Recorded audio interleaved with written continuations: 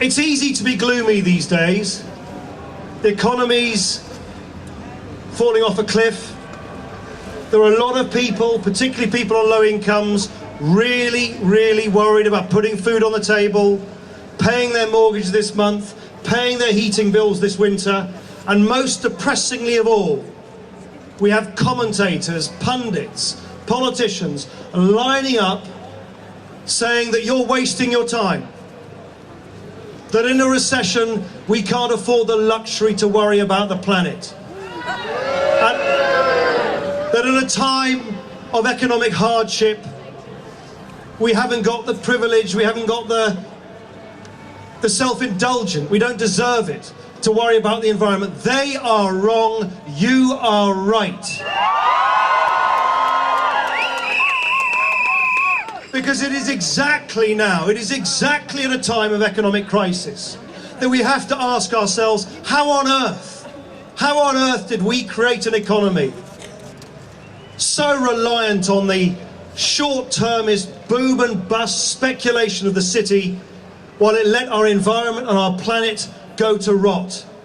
How on earth did we create an economy which is not only socially unjust but environmentally unsustainable? How on earth did we create an economy in which this government in there, over there, is spending £37 billion bailing out the bankers who got ourselves into the mess in the first place, and yet they won't lift a finger to really help us build the green economy of the future?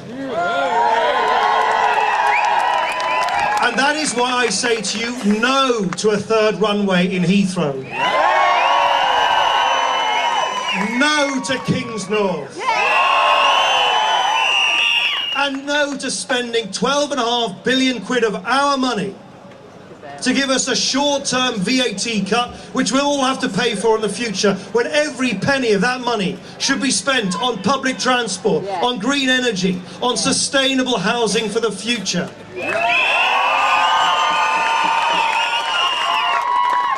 Let me say one other thing that I think can be done, and it can be done now. It's something that I've pressed Gordon Brown on in that chamber over there several times, and he has still refused to act. And it is this: it's cold.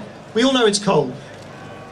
But we have the shocking, the scandalous situation that energy companies, the big energy companies, are charging a pensioner scrimping and saving, living on her own, to perhaps heat one room in her home more, or his.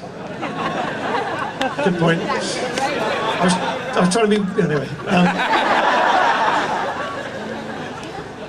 Is charging her or him more than a multi-millionaire who's heating their 5-store mansion from top to toe.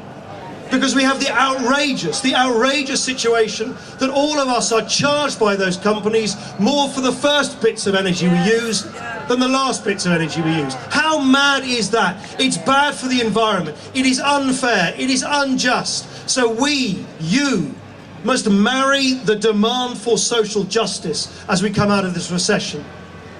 A demand for a fairer economy, a fairer Britain, with your passionate commitment to a greener Britain and a greener world too. So yes, there are plenty of reasons to be gloomy, but I come to you in a spirit of celebration that you are here in such large numbers, that there are countless demonstrations like this taking place around the world as well, but also in hope that we will learn the lessons of the errors that we have made in the past and come out of this recession a fairer, a greener nation. Thank you very much indeed.